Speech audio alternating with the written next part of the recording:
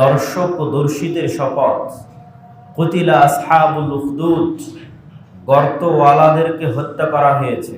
কি দিয়ে? আগুনে নিক্ষেপ করে হত্যা করা হয়েছে। তো গর্তওয়ালা কারা? গর্তের অধিবাসী কারা?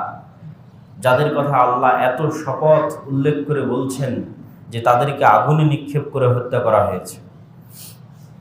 সেই গর্তের অধিবাসীদের ঘটনা রাসূলুল্লাহ সাল্লাল্লাহু আলাইহি ওয়াসাল্লাম হাদিসে উল্লেখ করেছেন, যা সহিহ মুসলিম সহ অন্যান্য হাদিস গ্রন্থে এভাবে বর্ণিত হয়েছে।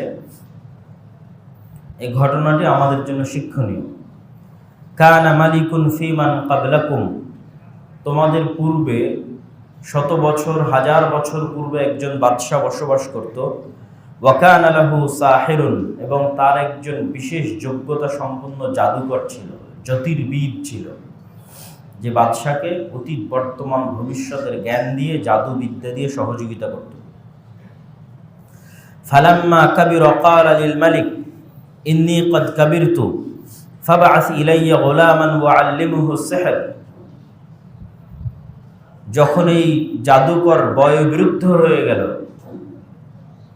জীবন শেষ হওয়ার পথে, তখন সে বাদশাকে উল্লেখ করে বলছে, আমি তো বয়োবৃদ্ধ হয়ে গেছি, কবে মরি কবে বাঁচি তার ঠিক নাই, আপনি একজন ছাত্র দেন, খুব মেধাবী, ওয়াল্লিমুহু সিহরা, যাকে আমি আমার জ্ঞান, আমার বিদ্যা, জ্যোতির্বিদ্যা এবং জাদুবিদ্যা শিখিয়ে যাব।